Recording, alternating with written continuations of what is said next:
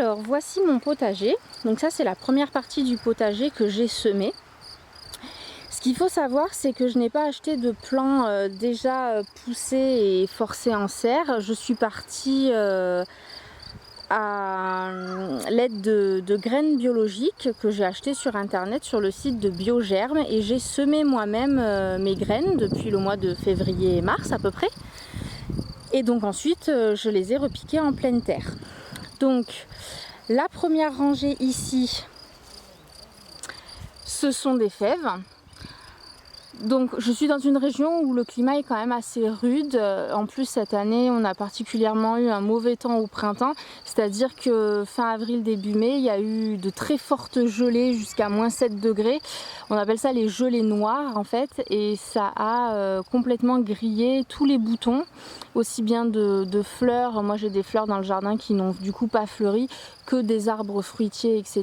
Il y a eu pas mal de dégâts chez les agriculteurs du coin. Donc moi à mon niveau c'est pas dramatique, mais bon voilà, pour les professionnels ça a été quand même assez important. Du coup c'est pas des plants qui sont extrêmement développés. Voilà, on va plutôt avoir des récoltes davantage tardives par rapport à des régions comme le sud de la France, le midi, etc. Donc ma rangée de fèves qui a mis du temps à pousser, la voici. Le problème que j'ai eu, c'est que j'ai eu une infestation de pucerons en fait, et je voulais faire un traitement naturel étant donné que c'est des graines bio tant qu'à faire.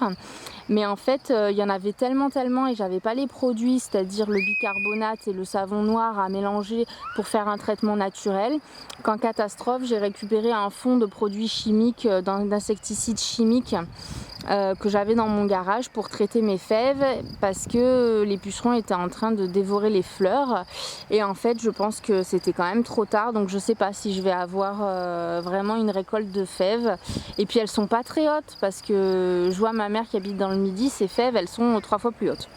Donc voilà, cette année c'est mon premier potager, donc c'est un petit peu expérimental. J'apprendrai pour les années futures à faire mieux.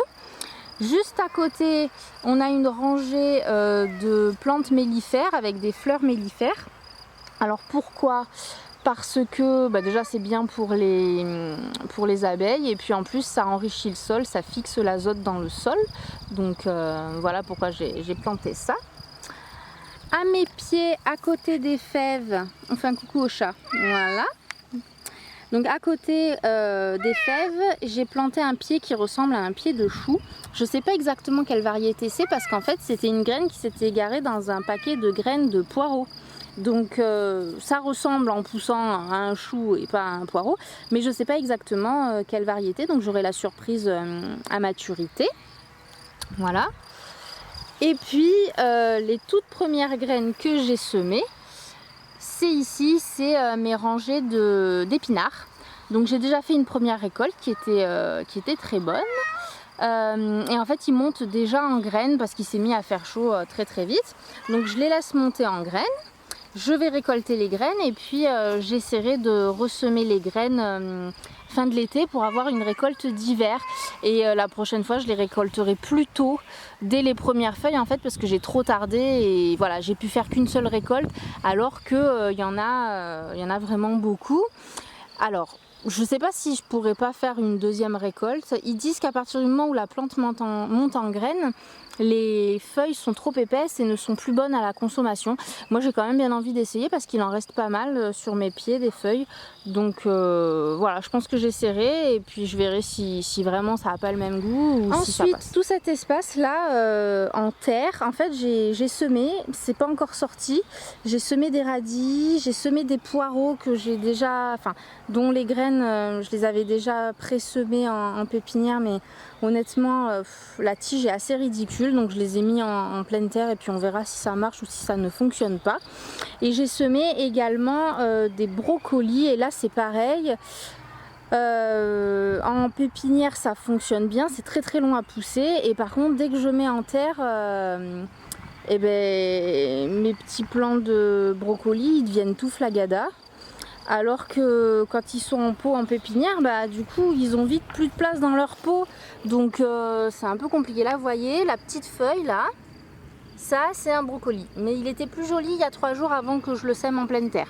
Donc je suis pas sûre que ça survive. Juste ici, il y a des rangées de tomates et là je suis super contente parce que mes tomates, je les ai bichonnées, je les ai semées, je les ai rempotées au moins 2 fois avant de les semer en pleine terre. Quand je les ai semées en pleine terre, honnêtement, elles étaient toutes petites, vraiment très fines.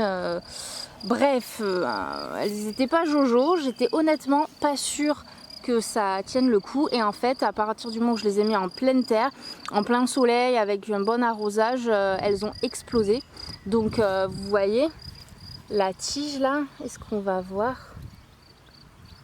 là, la tige elle est super épaisse, elles sont franchement, ils sont super beaux mes pieds de tomates, sachant que c'est des variétés anciennes et des variétés en mélange.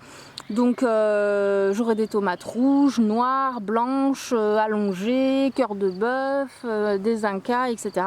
J'ai vraiment pris un mélange et là je dois avoir pas tout à fait une vingtaine de pieds. Il y en a 3 ou 4 qui sont morts.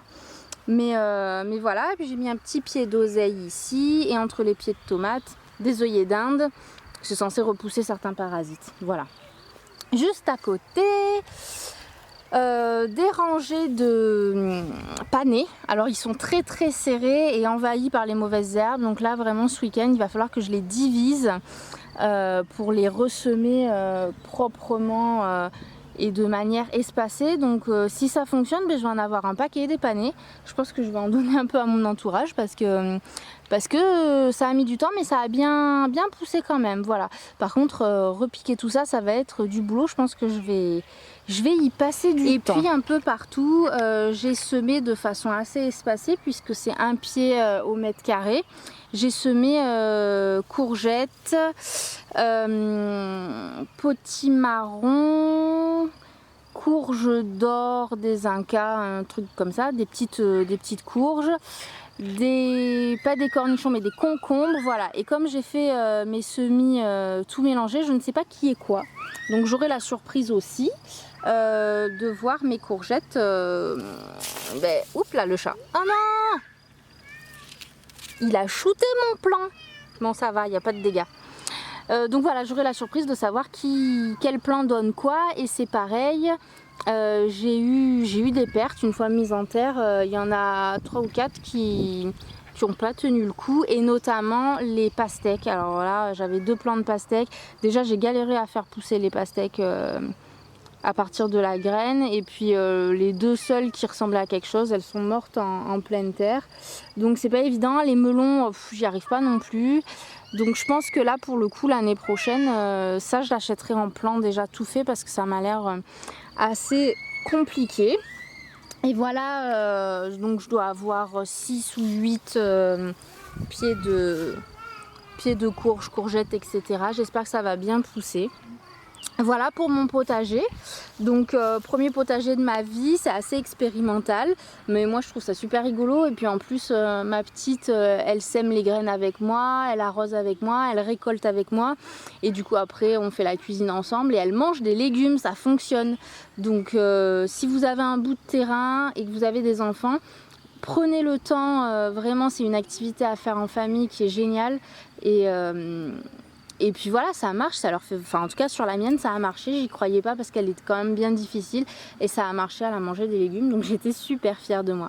Voilà, je vais vous laisser avec quelques photos des fleurs et des plantes du jardin de ce printemps. Voilà, je vous fais un bisou et puis j'espère à très vite pour une prochaine vidéo. Bisous, à bientôt.